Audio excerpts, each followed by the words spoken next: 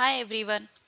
Title देखकर आपको समझ में आ गया होगा कि आज हम एक ऐसे पक्षी के बारे में बात कर रहे हैं जो प्यासा मर जाता है लेकिन पानी नहीं पीता है। जी हाँ दोस्तों, यह एक ऐसा पक्षी है जो ना तो नदी का पानी पीता है, ना तालाब का और ना ही किसी नदी नाले का। अगर यह पक्षी बहुत प्यासा भी है और आप इसे पानी पिलाने की कोशिश भी करोगे या एक साफ पानी की झील में भी डाल दोगे तो भी यह पक्षी पानी नहीं पिएगा। यह अपनी चोंच को बंद कर लेता है ताकि झील का पानी इसके मुंह में ना जा सके। यह पक्षी बहुत ही स्वाभिमानी होता है और इस पक्षी को मरना पसंद होता है लेकिन यह पानी पीना पसंद नहीं करता है। यह पक्षी एकटक आसमान की ओर देखते हुए उससे विनती करता है कि सरक दीदा पानी दे, मतलब आसमान भाई पानी दे पानी। तो अब आपको बताते हैं कि आखिर यह पक्षी है। इस स्वाभिमानी पक्षी का नाम है चातक। इसे पपीहा के नाम से भी जाना जाता है। यह पक्षी स्वाति नक्षत्र में बरसने वाले बारिश के जल को बिना पृथ्वी पर गिरे ही ग्रहण करता है।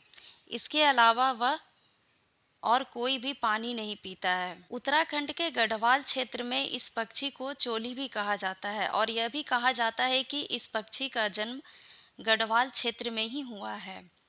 और गढ़वाल क्षेत्र में चोली पक्षी के जन्म के विषय में एक बहुत ही मशहूर कहानी भी है। वहाँ के किसी गांव में एक वृद्धा अपनी युवा बेटी और बहू के साथ बहुत ही हंसी खुशी के दिन बिता रही थी।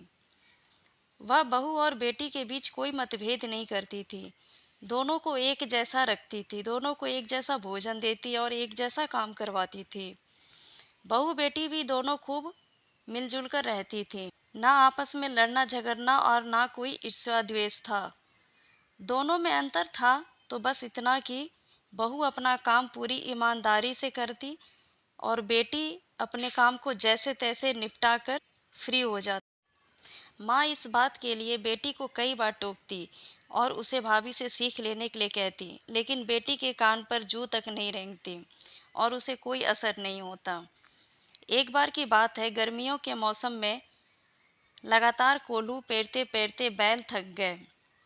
वृद्धा को समझ में आ गया कि बैल प्यासे हैं, लेकिन घर में बैलों को पिलाने के लिए पर्याप्त पानी मौजूद नहीं था।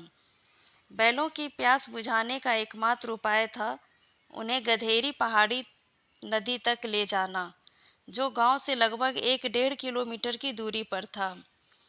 जेठ के महीने की भरी दोपहर में बैलों को गधेड़े तक ले जाकर पानी पिलाना अपने आप में बहुत कठिन काम था।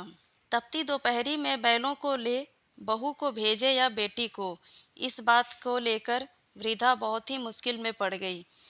दोनों में से किसी एक को भेजना उसे उचित नहीं लग रहा था, इसलिए उसने एक युक्ति निकाली और बहू और बेटी दोनों को प्रलोभन देते हुए बोली कि वे एक एक बैल को पानी पिलाकर ले आए और दोनों में से जो जल्दी बैल को पानी पिलाकर ले आएगा उसे गर्मा गर्म हलवा खाने को मिलेगा। हलवे का नाम सुनते ही दोनों के मुंह में पानी आ गया और बहू बेटी दोनों ही अपने अपने बैल को लेकर चल पड़ी गधेरे की ओर।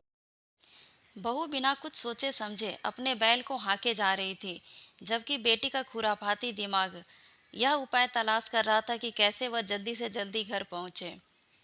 अंत में उसने कुछ सोचकर भाभी से बोली कि दोनों अलग अलग रास्तों से जाते हैं, देखते हैं गधेरे तक पहले कौन पहुंचता है। सीधी सादी भाभी चुपचाप हामी भर ली और बेटी को तो रह रहकर घर में बना हुआ गर्मा गर्म हलवा याद आ रहा था। ऊपर से गर्मी भी इतनी ज़्यादा थी कि उसे गधेरे तक जाने का मन नहीं हो रहा था।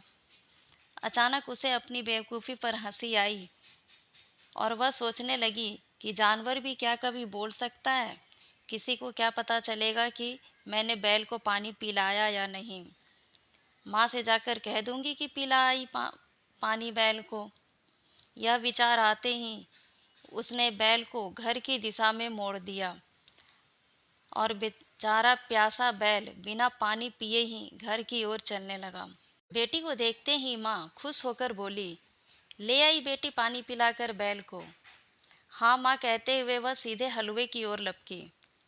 खूंटे पर बंधा प्यासा बैल उसे मज़े से हलवा खाता देख रहा था, लेकिन वह बेजुबान कुछ बोल नहीं पा रहा था।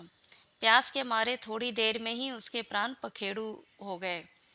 वह मरते समय लड़की को श्राप दे गया कि जैसे तूने मुझे पानी के लिए तरसाया, वैसे ही सृष्टि पर्यंत तू भी चोली बनकर बूंद बूंद पानी के लिए तरसती रहना। कहते हैं कि लड़की बैल के श्राप से उसी समय चोली बन गई और पानी के लिए तरसने लगी। ताल तलैये पानी से भरे थे, लेकिन उसे उनमें जल के स्थान पर रक्त ही रक्त नजर आ रहा था। तब से वह आसमान की ओर एकटक देखते हुए आज भी चिल्लाती रहती है, सरक दीदा पानी दे, अर्थात आसमान भाई पानी दे पानी दे। तो कैसी लगी आपको ये कहानी? अगर आपको कहानी अच्छी लगी हो तो प्लीज़ एक लाइक ज़रूर करना और सब्सक्राइब भी ज़रूर कर देना।